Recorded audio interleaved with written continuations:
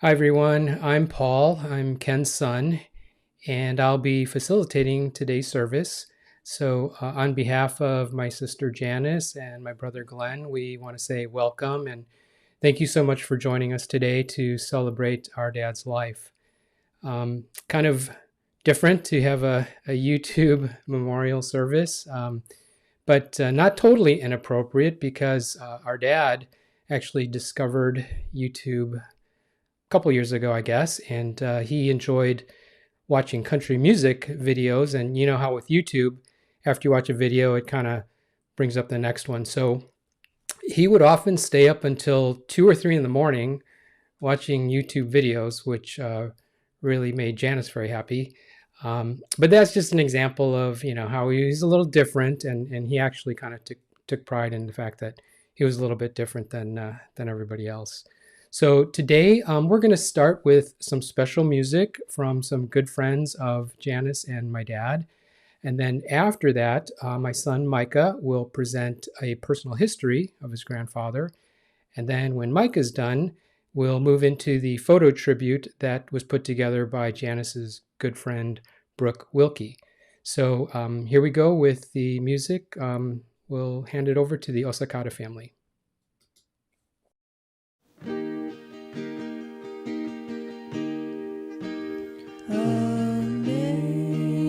Amazing grace, how sweet the sound that saved a wretch like me.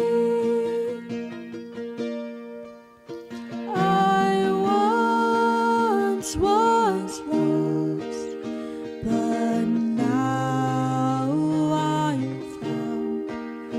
Was blind, but now I see.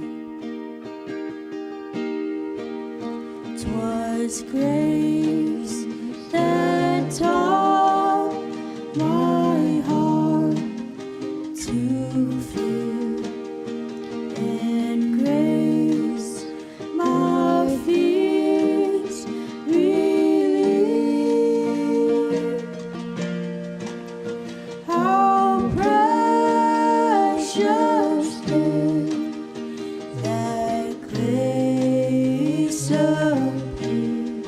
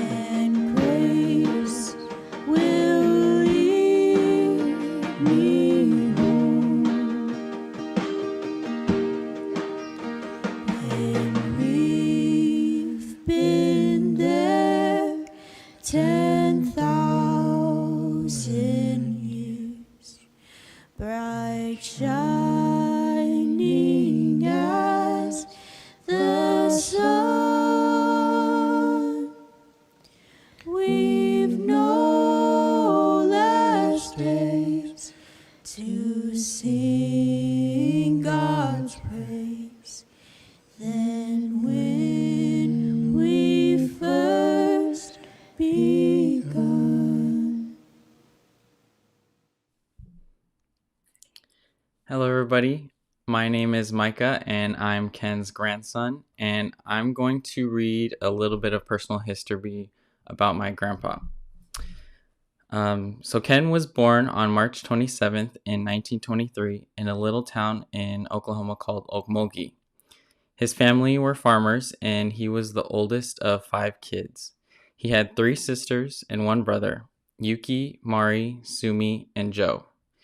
Yuki passed away at age 97, about 2 months before Ken passed away. They had joked that the 2 oldest were the strongest since they outlived their younger siblings. Ken's grandfather also lived with his family in Okmulgee, and Ken was very fond of him and they were really close. They both didn't care to follow society's norms and expectations, and he was proud of that. Ken loved to reminisce about his time on the farm in Okmulgee. The family leased 88 acres of land where they grew a variety of vegetables and had pecan trees. They owned 7 mules, 1 cow, and a lot of chickens and some hogs. The kids' responsibilities included tomato picking and washing vegetables after school. Every Sunday, Ken's family ate a fresh chicken for dinner, and with some ground beef and gravy and a variety of fried foods. They also had 100 pounds of rice regularly delivered from Denver so they could eat rice every night. Ken's dad made a lot of sauerkraut, a dish Ken would enjoy his whole life. For those of us familiar with Japanese traditions, they made mochi and ate ozoni every New Year's. Despite racism and segregation in Oklahoma, Ken didn't experience major prejudice in Okmulgee. Based on the advice of a neighbor, Ken's dad sent him and his siblings to the town school, which had been for the white kids. Ken loved guns. As a kid, he made rubber guns with inner tubes from the junkyard. He and his friends would use wasp nests as targets well before their frontal lobes were developed. Ken received a BB gun when he was 8 years old, and he'd shoot at birds on the eaves of the house. When he turned 12, he received a .22 rifle. He once shot and killed a woodpecker, which made him so sad that he vowed to never shoot a bird again. For those of you who know Ken, you know we must mention his best friend since the 7th grade, Woody Wilson. If you talked to Ken for more than 5 minutes, you would have probably heard about one of their great adventures together. They met at school in PE where Woody held the fastest time in a rope climbing contest. Ken volunteered to try and beat Woody's time, and he did, though no one had verified this story with Woody. This was the beginning of a close friendship that most are not lucky enough to have. Ken and Woody would often play at the river in Okmulgee. They ran around and shot .22s at rocks and bottles. Ken often bragged about Woody, how Woody was such a good shot that he would throw a 50-cent coin in the air and shoot it before it hit the ground. They also went to see movies. Ken loved westerns. To get money for the movies, Ken and Woody would pick up pecans from Ken's house and sell them to a store on the edge of town. At the time, it cost 15 cents to see a triple feature. Ken loved to also brag about Woody's service in the Marine Corps and career as an engineer for NASA. Woody and Ken remained best friends and stayed in touch until Woody passed away in 2010. At the end of 1939, when Ken was a 16-year-old junior at Okmulgee High School, his entire family sold their farm equipment, loaded up 2 cars, and drove to Los Angeles and took a ship to Japan. In Japan, Ken's dad and grandfather opened a restaurant near a university in Tokyo. Ken attended an international school, while his aunt taught him and his siblings how to read, write, and speak Japanese. In October 1940, about 1 year after they arrived in Japan, Ken's parents took the family back to the U.S., to Los Angeles, while Ken's grandfather remained in Japan. Ken was now 17 and continued his junior year at Belmont High School. In May 1942, during his senior year, Ken and his family were forced by the U.S. government to leave Los Angeles and were sent to Pomona, California, bringing only what they could carry. The family remained in Pomona until August 1942, when they were sent to the Heart Mountain concentration camp in Wyoming. With barbed wire fences and searchlights, Ken said that the camp was like a prison. From August to October of 1942, Ken was able to work on a sugar beet farm in Sidney, Montana, as a way to get out of camp. In January 1943, Ken was sponsored by family friends in Chicago to leave the concentration camp. He worked as a busboy at the Chicago Bar Association until April 1944, when he was drafted into the Army. Ken reported to Fort Sill in Oklahoma, then went to basic training at Camp Blanding near Jacksonville, Florida. In January of 1945, he shipped out to Europe to join the 442nd Regiment as a medic squad member and referred to himself as a litter bearer. His primary role was to retrieve injured and dead soldiers from the battlegrounds. Ken recalled one time walking along a mountain ridge that had a 100-foot drop with a path so narrow they were forced to stay in a single file line.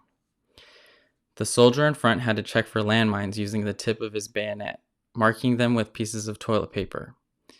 The soldiers were instructed not to yell if they fell off the ridge so that the enemy would not be alerted. Another time, when one of the company's machine gunners was missing, soldiers were asked who was trained to use the gun so they could substitute in. Ken informed his superiors that he was trained, knowing full well that the average life expectancy on a machine gun was 30 minutes. When assigned to man the gun, he told himself, well, maybe tonight's the night. Luckily, the original machine gunner returned, and he was able to go back to his role as a litter bearer. Ken was in Italy when the war ended in Europe. In May,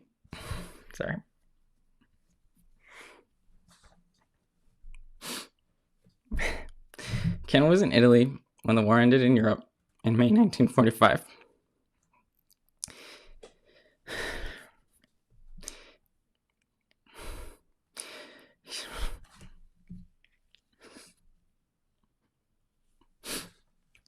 He volunteered for the Military Intelligence Service Languages School so that he could return to the U.S.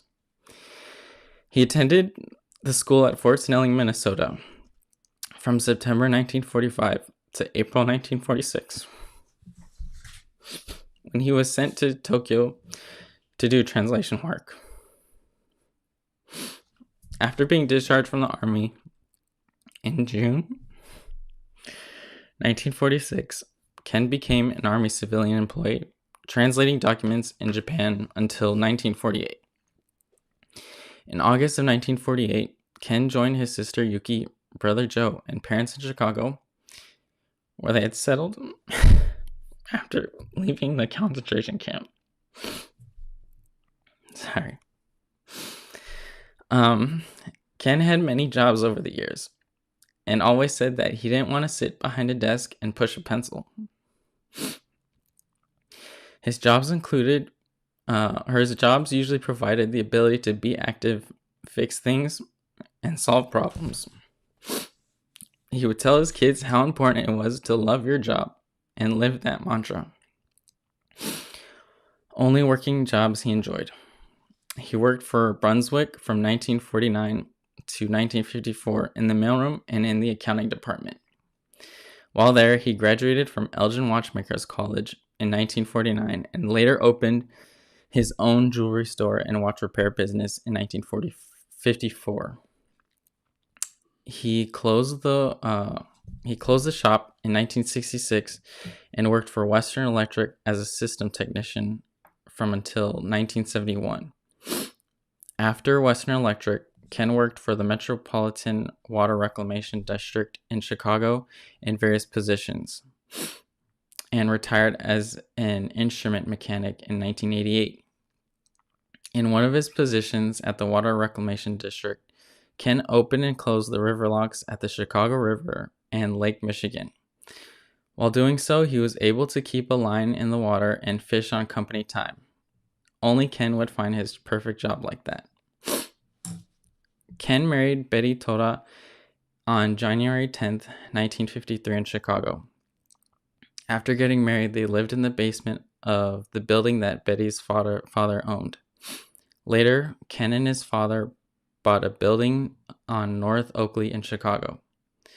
The building had 6 apartments, so Ken's parents, Yuki's family, and Ken's family each lived there until the late 60s. During that time, Ken and Betty had 3 children, Paul, Janice, and Glenn. In 1967, Ken moved his family to a single family in the Portage Park area, where he and Betty raised the children. They had many great neighbors, and they remained friends with them for a long time, even after some of them moved away. Betty passed away in July of 1985 after a long battle with cancer. The kids were in college at the time. Ken retired in 1988 at 65 years old and planned to spend as much time as he could fishing. He would fish locally at Montrose Harbor, Bussey Woods, and the chain of lakes north of Chicago. He also took road trips to neighboring states and to Canada, specifically to fish. Over the years, Ken accumulated a lot of fishing equipment and gear. When something didn't work exactly how he wanted, he would make his own modifications, designing and making his own fishing rods and customizing artificial worms. He knew what he wanted and how it would work. After Betty passed away, Ken met a new companion, Mary Muramoto. It was Mary's love for fishing that brought them together. Ultimately, Mary became part of our family, and Ken became part of her family. They attended holiday gatherings, visited family all over the U.S., and took many fishing trips together over the years. Mary passed away in 2017, but they spent a lot of time with one another, just sharing life together. In 2016, Ken moved from the house in the city to Luther Village in Arlington Heights, Illinois. He lived independently in a 1-bedroom apartment, taking care of himself, cooking his own meals, and keeping busy. Luther Village had a pond stocked with fish, which he spent much of his time at, earning him the name the fisherman from other residents. His mind was sharp, so he was able to tinker with gadgets and create little projects to pass time. He had recently discovered YouTube and watched videos until the early morning hours. Ken was blessed and was able to live his entire life the way he wanted. Ken is survived by 3 children, Paul, Janice, and Glenn. Paul is married to Lori, and they have 2 children, his granddaughter Jordan and grandson Micah. Jordan is married to Daniel, and they have a daughter, Elena, Ken's granddaughter. He also has 17 nieces and nephews and 25 great nieces and nephews. Thank you.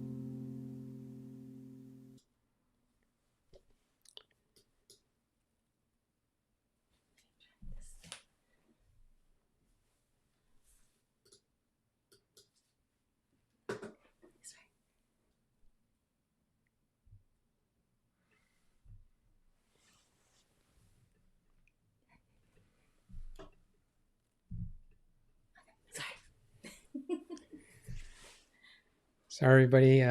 Technical difficulties, but we're back. So first, to the Osakata family, thank you very much. That was perfect. I could just imagine my dad humming or singing along with you, and the plaid shirt tribute. That was a very nice touch, and I know he would appreciate that. Micah, thank you for presenting the history. Could tell it was kind of tough to get through, but your grandpa would be very, very proud. And Brooke, thanks for the photo tribute. Yeah, it was really nice to see the photos again, and kind of made me think that or observe that a lot of the photos kind of after he retired were mostly with fish instead of family. So anyway, that kind of speaks to what he enjoyed doing. So thank you for that. When I would talk with my dad, often he would bring up a few names in conversation, and you heard about Woody. Our dad talked about him a lot. A couple other names that came up were Jim Mukoyama and Roger Matchett. So we're honored today to have Jim and Roger share. So thank you for that. Right now we're going to hear from Jim first, our dad's longtime friend. My name is Jim Mukoyama. I am a Chicago native, retired from the United States Army as a two-star general, and am the chaplain of the American Legion Chicago Nisei Post 1183, of which Ken was a member. My connection with Ken encompassed my entire life from my birth. Ken's family had been in Sapulpa, Oklahoma, the same time as my mother's family, and knew each other from school days during the Depression. As I grew up, I always considered the Tamuras as part of our family. Our family had already settled in Chicago for many years when Pearl Harbor occurred, and so we were not put in the so-called relocation centers like the majority of people of Japanese ancestry who were forced from their homes from the western states without any due process of law. Ken, as was typical of the Nisei or second-generation Japanese Americans, was very humble and didn't talk much about his service in the war with the legendary 100th Battalion, 442nd Regimental Combat Team in Europe, and then with the Military Intelligence Service, or MIS, in the Pacific as a translator. Many years later, when I would ask him, he merely replied that he went over to Europe in the latter stages of the war as a replacement and didn't see much action. But as a fellow combat veteran in the infantry, I knew it was not a walk in the park until the Nazis finally surrendered. And he was prohibited from discussing his role in the MIS until decades later due to sensitive classified information. After World War II, Ken's family settled in Chicago, and I remember his parents when I was growing up. He was able to learn the jewelry trade through the GI Bill and had a store on the west side. When my wife and I got married, we got our wedding rings from Ken. Ken always walked by his own drummer and was devoted to his wife Betty and his children. He was committed to providing for his family, including his mother later in life. He was interested in keeping up with the news and could converse about any topic, either national or international, to include politics, medicine, and science. He had a tremendous sense of humor and was a wealth of interesting stories from his numerous life experiences, especially his love for fishing and his numerous fishing trips and fishing pole hobby. He was famous for his quality handmade crafted poles. One of my keepsakes is a copy of the book on the history of the 100th 442nd Regimental Combat Team, with Ken's autograph and a thoughtful inscription. He was a man of integrity and always I always left him feeling better because of his smile and encouragement. He was one of my personal heroes. Thank you.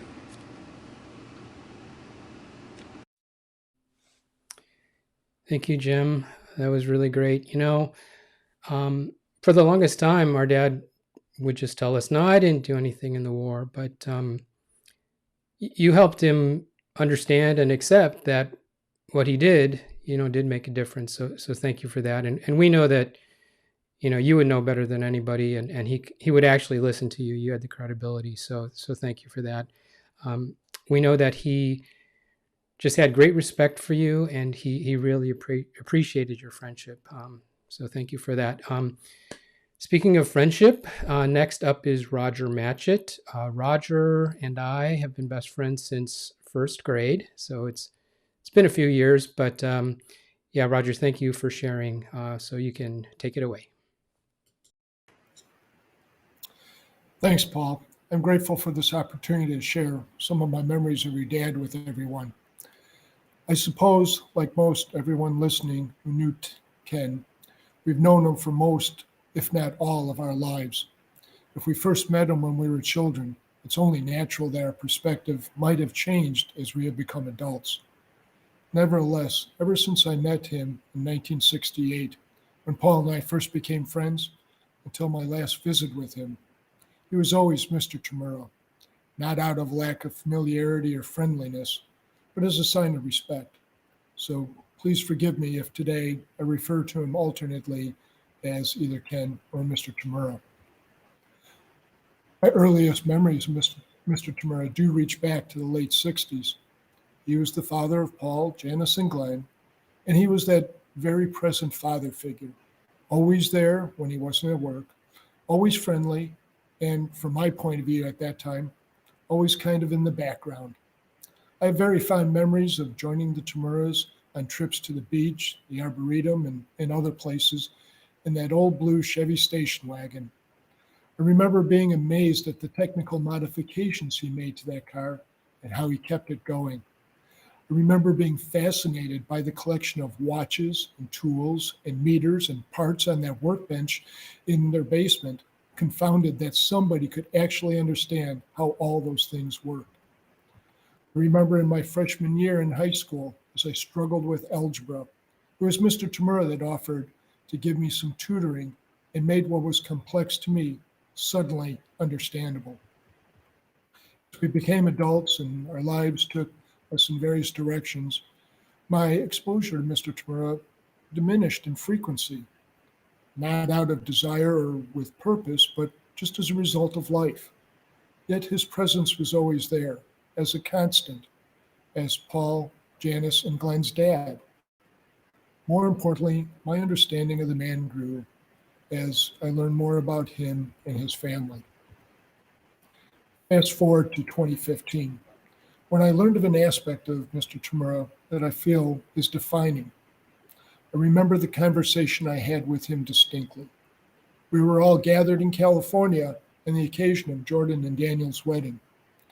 The day after the festivities, we decided to visit the Santa Barbara Pier, and as everybody else walked ahead, I decided to walk the pier alone with him and the slower walking Mr. Tamura, just to catch up with him and to chat. Unexpectedly, he started to share with me about his experience in the Army. At that time, I had recently just retired from the United States Marine Corps, and Mr. Tamura always expressed his sense of pride in my service. For him to talk to me about his World War II experience was special. It was the kind of talk that only those who have served in combat may have with each other, out of hesitancy that civilians just may not understand. I share our talk with you today, not as a break of a sacred bond between warriors, but in an attempt to give you another view of Ken Tamura. I am sure that all of us here have an impression in common of Ken Tamura, a reflective, talkative gentleman, kind and generous, thoughtful, a little bit quirky, and one at peace with God and strong in his faith. All of this is true, and what I learned that day did not diminish this impression any, but provided just another facet to appreciate. I recall from that day in California, and what Mr. Tamura shared with me, is slightly different than the history that Micah had just shared with us. I believe the message is still the same. Ken told me that day that he was offered the chance to join the Army while he was living in the internment camp. And he said that joining the Army was a chance to get out of the camp, a place he wasn't happy to be at. Yet he didn't hold resentment to his country for placing him there. To him, joining the Army was both an escape from the camp and a duty to his country. Ken told me that he was assigned to the 442nd Regiment. That was news to me. The legend of the 442nd Regiment is historic. Consisting primarily of Japanese Americans, the regiment fought across Europe and was known for its accomplishments in battle.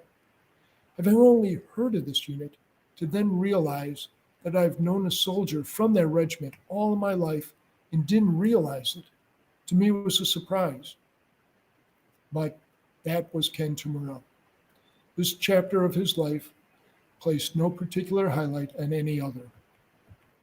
Continued his story. Ken was trained to be a machine gunner, he told me. For those possibly unfamiliar with the machine gun, it is a devastating weapon on the battlefield. It fires a very large volume of bullets very rapidly, and they're used to stop enemy personnel, vehicles, and even tanks. Machine guns are operated by a pair of soldiers, one who aims the weapon and pulls the trigger, while the assistant helps sight the weapon and feed the ammunition into it. As much as an overwhelming weapon it is on the battlefield, machine gunners are clearly principal targets of the opposing force. Mortars, snipers, and other means are used in attempts to silence the machine gun. Mr. Tamura knew that as a machine gunner, you would be a target on the battlefield. In fact, he told me that he knew that his life expectancy as a machine gunner would be measured in days, if not hours. Although this was some 70 years after the fact, Mr. Tamura shared with me that his attitude was not of doom with his assignment, but just as something that needed to be done, that it was decided by fate. He was facing his assignment with bravery and ambition. And then told me, with a bit of crinkle in his voice, that just before his company went into battle in Italy, the first time he was to face the enemy after months of training, and his time to prove his worth and bravery, like so many 20-something-year-olds in uniform do, they changed his assignment. He was no longer going to man the machine gun, to be able to crush the enemy, to provide the overwhelming firepower to his fellow soldiers in battle, and be meaningful in this cause. Mr. Tamura told me that he was reassigned as a stretcher bearer. No longer was he going to turn the tide by causing harm to the enemy. He was simply going to carry wounded soldiers on a stretcher from the front lines, others who had fought bravely, engaging the enemy and were injured in their efforts. 70 years later, he still felt, as he told me, almost ashamed of his lack of contribution on the battlefield. Well, I was in shock and momentarily speechless. First, to be honored with this unedited version of his wartime experience, but then to hear the pain in his voice, what he viewed as missed opportunity for battlefield bravery, and then of this man's unrealized accomplishment of what he had actually done. While no longer the purveyor of death and destruction, he entered the battlefield basically unarmed to save the lives of his fellow soldiers.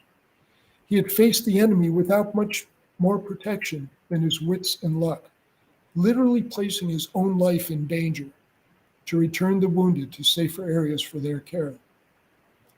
Perhaps it was my own experience that allowed me to recognize what my respected friend could not, that he was in fact immensely brave on the battlefield, that he did make a difference, and his honorable service to his country should be a source of pride.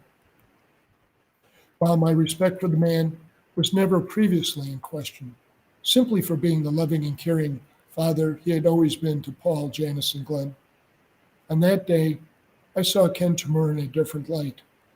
a new facet of this man, a quiet, fatherly figure who seemed to never be able to hurt anything more than an unsuspecting fish on the end of his fishing line, was actually a badass. Ken had largely come to peace with his history. He felt that God had intervened at the last moments there in Italy, that he had other plans for him, which obviously included raising three wonderful children with his wife Betty. We will never know what great and incredible things happened because of the men he saved way back when. Surviving his wartime experience also allowed Ken to touch each of our lives in his own unique way. I learned so much from Mr. Tamura. While he never pushed religion or evangelized to me, his understanding and demonstration that fate and the forces of higher presence are always with us. And that has helped me to recognize that everything happens for a reason, of which we may or may never fully understand. I visited with Mr. Tamura shortly before his passing. I think he knew his time on earth was nearing the end. He was not sad nor fearful, and probably with my avoidance, our conversation stayed away from this inevitability. But while some of our conversations that night were repeats of previous conversations and discussions, I did not mind. He seemed truly delighted to spend time with me, and while he was able, we talked nonstop. I'm thankful for Paul to, excuse me, I'm thankful to Paul for making sure his dad and I visited one last time. And that 90 minutes will remain for me a treasured end to my 52 years of friendship with Ken. Ken was more than just my best friend's father, and I will miss him. My thanks again to the entire Tamura family for allowing me to share my thoughts with you today.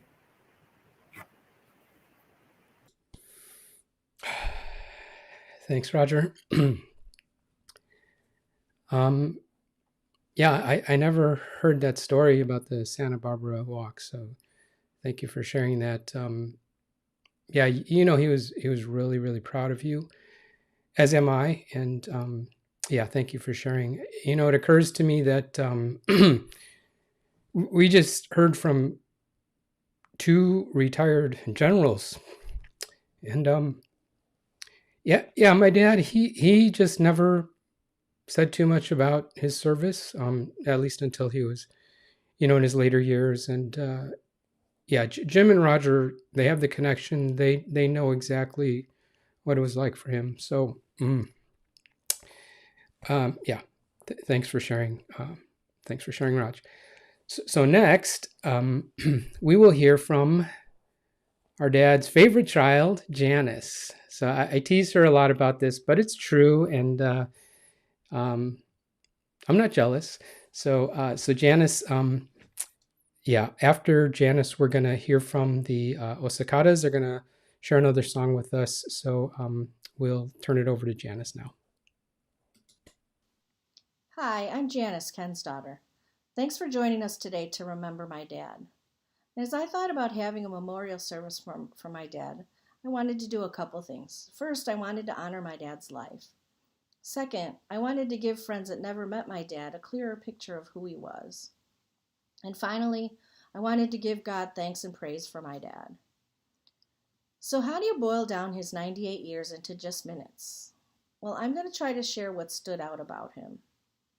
First, let me tell you that the writings of Ralph Waldo Emerson and Henry David Thoreau resonated with my dad. And if you met him, he probably shared at least one quote from them that influenced his thinking. The one that sums him up best for me is from Self-Reliance by Emerson. Whoso would be a man must be a nonconformist.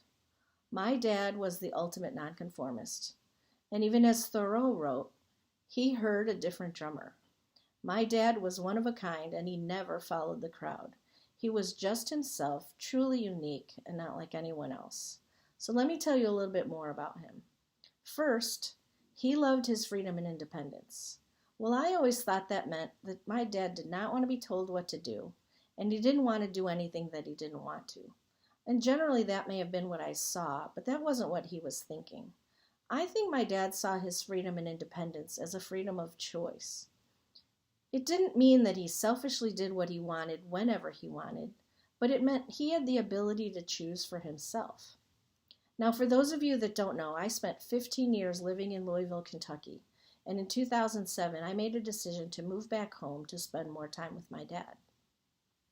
And when I moved back home, he was 84 years old, living by himself in the house we grew up in over 40 years ago. He was still driving in the city, he was taking care of himself, and he was fishing as much as he could. He was living a totally independent life, and he loved it. But as you can imagine, driving in the city and maintaining the house was not going to be possible for a lot longer. But I knew that these things were a big part of his sense of independence. So I just started initiating conversations with him just to get him to think about changes. And I knew that these changes, when they needed to be made, really needed to be his decision and not mine. So for the car, I just started going into the city more, driving him around. I took him shopping, I took him to his appointments. And it wasn't really anything I said, but thankfully he made the decision on his own to stop driving. Well, it wasn't too long after that he agreed to give up the house and look for a new place to live also. Well, the first place I took him to see was Luther Village. And it was really the only place he saw, because when he heard that no one would be checking on him and no one would be telling him what to do, he decided, this is the place for me. He could live there independently in a one-bedroom apartment, and he could fish on site in the ponds that they stock there. He could be active every day and not have any assistance from me. So he moved there in September of 2016. What a blessing it was that he could make these changes and still keep his freedom and independence. Well, the second thing I want you to know about my dad is that he was genuinely himself with everyone all the time. He was consistently a positive and optimistic person. He wasn't a complainer. He didn't really say anything bad about other people. He just treated people with respect and took them at their word. And he was generally content, but he didn't worry about what he didn't have, but he really just tried to appreciate what he did have. And he wasn't really concerned about what anyone else thought, because it just didn't matter to him. But I think my dad was always just himself, because I don't think he was capable of pretending to be anything different. He could only share his honest thoughts, because that's really all that was in his head. Now, I know when he reflected on his life, he only really talked about the good things, about how well things went, and how fortunate he was. But I think somehow his brain held the positive memories and deleted the unpleasant ones. It was as if the bad things never happened to him. Sometimes I wish my brain worked that way. Now, as I contacted many of his friends about his passing, I heard over and over again just how positive he was and how they appreciated his smile. And I think that positive attitude and the fact that he was just himself made him a great friend. He had the ability to make friends through unusual circumstances, but he stayed friends for life, even if he didn't see these people very often. Now, you heard about his friend Woody from junior high. Well, that's probably 1935. Well, we visited Woody together in 2009, over 70 years later. And he had a couple friends he met in Japan in 1946 during the war. And we visited them 50 or 60 years later. And he had many, many friends in Chicago that he met decades ago. But he considered them friends, even if keeping in touch was just an annual Christmas card. I don't know many people that have friendships that last that long, but my dad had many. And to those of you that are my dad's friends, thank you for your friendship. You greatly impacted his life and mine. Now, I know I personally experienced that positive attitude, especially in the last 5 years as I was spending more time with him. He was always happy to see me. He was always appreciative and telling me, and telling other people too, that he didn't know what he would do without me. What a blessing it was to hear my dad say that to me. Now, finally, my dad loved to work with his hands, and he was a thinker. He wanted to understand how things worked and how to make them work better. Well, over the years, he kept his mind sharp by reading every day from a wide variety of topics. He worked crossword puzzles and Sudoku puzzles, and he played Free Cell, a solitaire game on his computer. And over the years, he did things like repair watches, he repaired equipment, he worked on the cars, he made things by hand from leather, from metal, from wood, and even made his own fishing rods and lures. And in general, I think he was just always thinking about fixing, inventing, or improving something. And he called it tinkering, and it was purely for his own enjoyment. He took great pride in figuring out how to make something work better, how to make his life easier or more comfortable, and he always loved how it looked when it was done. It was beautiful in his eyes, even if it looked like repurposed disposable items in mine.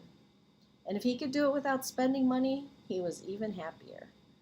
He saw potential in everything, from the empty egg cartons to the wooden caps from the Cholula hot sauce bottles. His supplies of choice were crazy glue, double-sided tape, metal clips, black Sharpies, safety pins, nail polish and nail polish remover, the plastic caps from his juice bottles, and his favorite, magnets. He spent hours on these tinkering projects. And one of the significant projects he made is this chain that held his keys. He handmade the rings and the links.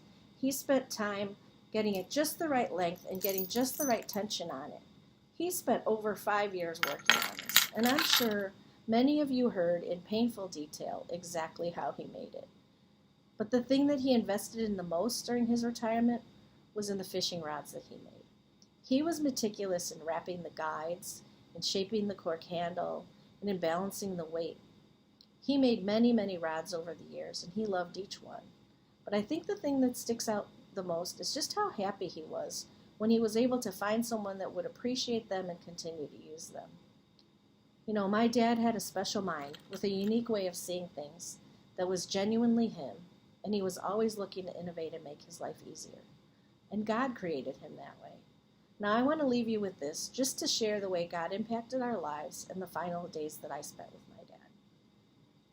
So I grew up going to church with my family, basically from birth. My dad drove my mom and us kids to church every week for over 20 years, but he didn't go in, he just dropped us off at the door. And I always thought my mom made him do that. But I think my dad, in his independence, he chose to do that for my mom and for my family. Well, when I moved back from Louisville, Kentucky, I had turned from God, but I started going to church again, and God got a hold of my heart, and he changed the direction of my life. And as a result, I started having conversations with my dad about God and about heaven. Now, I didn't know what my dad believed, but I found out that God had been working in his life from a very long time ago. And through those conversations that I had with my dad professed his faith in Jesus and said the Holy Spirit had been with him his whole life, and that was the reason that his life worked out so well. Now, I don't know when it happened, but I know that God changed my dad's heart, and I know that my dad is with God in heaven for eternity. Knowing that made all the difference in the last month of his life here on this earth. On October 29th, I took my dad to the ER, and life as I knew it changed. But God was with us in the hospital stay, providing great care through his doctors and nurses. And God was with us in all of the test results. God was with us in the timing of my brothers being here with my dad, and God was with us in all the goodbye conversations my dad had with family and friends. And God was with us in all of the timing of the events through November 25th. God orchestrated every detail perfectly, and it could not have played out any better. My dad lived his entire life independently, genuinely himself, and with his mental faculties intact into his last days. What a blessing from God to give us that. Now, when I moved back home 14 years ago, I didn't expect to have that much time with my dad. But in those 14 years, we had conversations that I never expected and I'll never forget. I accumulated some hilarious stories that I couldn't make up, and I have new insights into my dad and into myself that I couldn't have discovered without spending that time with him. I thank God for the time I was able to enjoy my dad, and I'm thankful that I was able to share just a bit of him with you today. Thanks, Dad, for all you did for me and for the way you lived your life. I love you, Dad.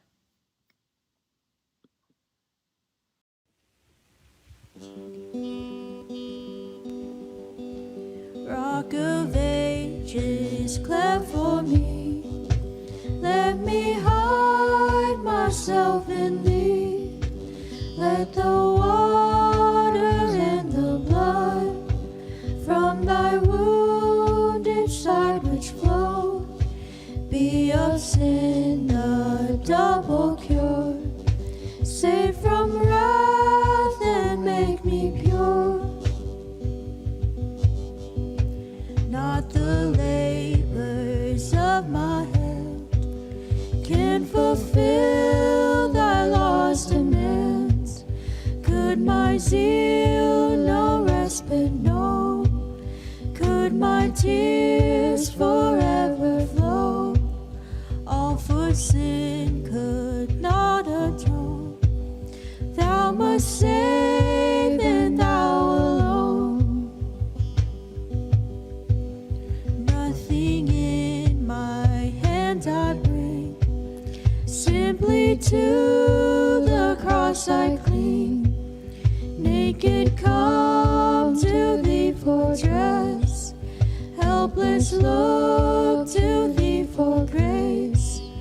Fall I to the fountain fly, wash me, Savior, or I die. While I draw this fleeting breath, when my eyes shall close in death, when I soar to worlds unknown, see thee on thy judgment throne. Rock of ages, cleft for me, let me hide myself in thee.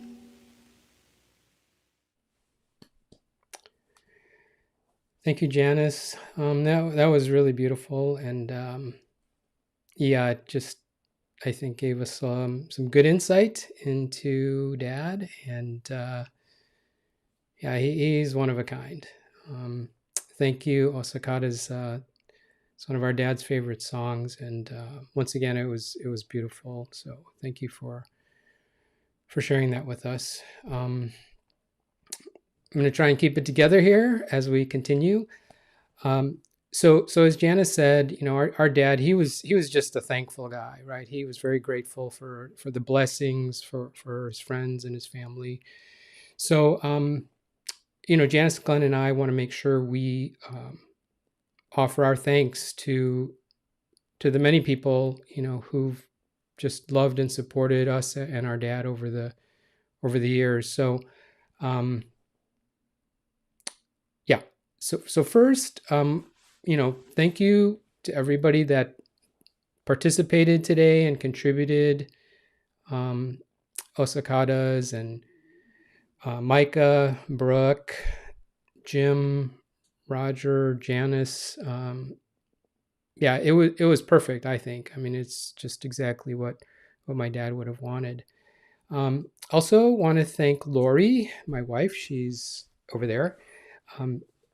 She's been working the computer, doing the transitions between the segments, and yeah, she's kind of our expert, I guess you'd say. Plus, she's a pastor, so she helped us put together the program. And I think in an email yesterday, Janice said that Lori's the glue and made this all work. So thank you to Lori for that. So to all our friends, everyone here today, thank you so much. We really do appreciate that you're here, and yeah, that you are here to support us. I guess if you've met our dad or you know our dad, I hope today brought back some fond memories. And I guess if you've never met him, maybe you know a little bit more about him. And I'm thinking, you know, if you are first learning about our dad today, you're probably going, oh, now I get it, you know. So that explains some of the things that you might see in me or Janice or Glenn. We want to thank Mary Muramoto's daughters, Patty and Susie and Kathy. I guess technically we're not family, but we really are family. And we're very grateful for just, you know, you accepted him, you loved him, and yeah, you were family to him, so, and us. So thank you for that.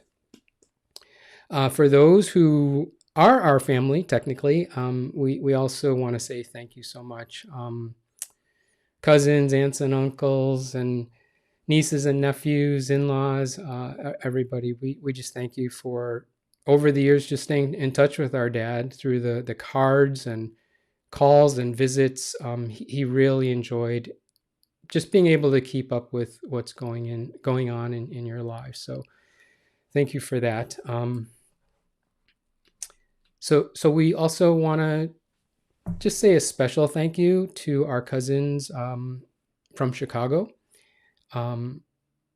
So we don't get together very much anymore, at least, like Glenn and me being out of state. But when we do get together, it's really nice because we just pick up where we left off, and that's very special. So we want to thank, first on the Toda side, Edie and Larry and Grace and Gerald and your families. Yeah, we just thank you for just being with us and our dad throughout the years, for your love and support. And yeah, you stayed in contact and stayed connected with him. I know Edie and her husband Carl visited our dad last summer, and he really appreciated that. He had a really good time. So thank you. On the Tamura side, Diane and Dave and your families. Yeah, what can I say? First, you spent a ton of time with our dad, like every Thanksgiving, every Christmas, lots of times in between. Means a lot, and especially I think late last year, when our dad's health really started getting worse. There was the emotional support, the practical support, advice. I mean, it was just priceless, and yeah, I hope you know how much you mean to us. For those who prayed for us and our dad, especially when he was in the hospital, we know that there were many of you, and we thank you so much for that. It sounds kind of cliche to say, your prayers made such a difference, but it's true. And so I thought I'd just kind of maybe throw out some examples for you. So obviously it was a stressful time. There were a lot of decisions, a lot of unknowns for us, but there were family and friends and professionals and sometimes even strangers who, gave us advice and counsel. And for Janice and Glenn and for me, we like to get a lot of information to, make a decision. So God provided that, and that's a result of your prayers. And also, just to let you know, until his last few days of his life, our dad was he was feeding himself. He was lucid. He was comfortable, and his doctor, Dr. Stringer, she was fantastic, and the nurses and all the folks in the hospital that provided care, they were great. So he was well taken care of, and we're very thankful for that. And lastly, as an example, so Janice and Glenn and I spent some time together, and it's been a while, but it was good. It was really good. I mean, we didn't drive each other crazy, at least not too crazy. And thankfully, Janice has a nice big house, so we could kind of get our alone time. But seriously, we were always on the same page, and we just really supported each other through the whole process. Being together made all the difference, and yeah, so that's just another example. So I need to say one more thank you.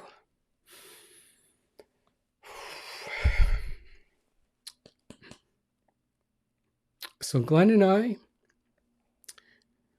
we're just so thankful for Janice.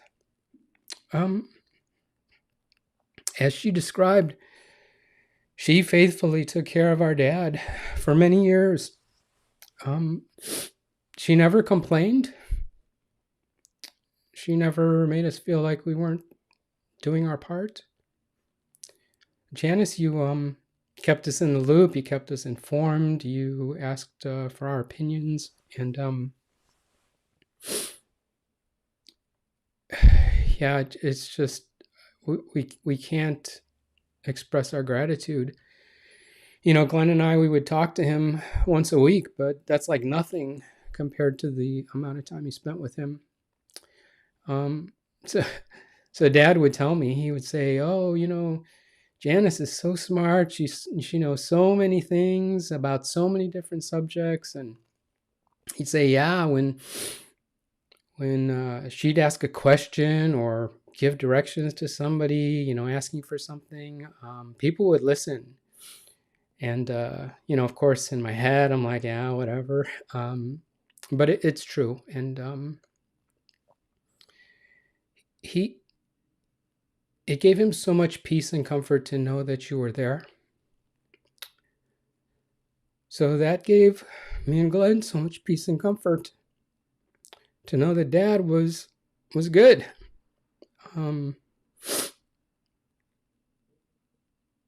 So we can't thank you enough. You were so engaged in his life. And his life was so much better because you were there. And Dad knew it, and we know it. So thank you, Janice, and as you said, we thank God. So speaking of thanking God, I'm going to pray now. So please pray with me. Dear Lord, we just thank you for today and this time to honor our dad, Ken Tamura. Just thank you for the words that were shared and his life. Thank you that we got to know him and know a little bit more about him. As Janice said, he just, gave you the credit for the blessings and for his life. And so I said, we can all do the same. And thank you for each person here that joined us. And we ask that you would bless them. Lord, I ask that you would just help us to see each other as you see us, and kind of like our dad, just, be welcoming and get to know people and see them for who they are, and at the same time, just be who we are, who you made us to be. Help us to love others as you've loved us. Lord, I ask that you would just help us just to see you in our everyday lives, in our friends and our family and strangers and in your creation. You're all around us. And you are the Almighty God, and we thank you for your grace and mercy. In Jesus' name, amen.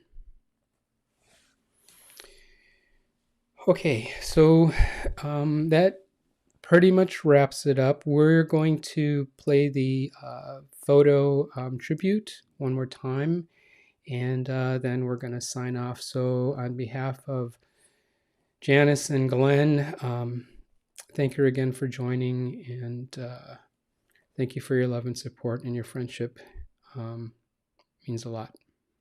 Thank you.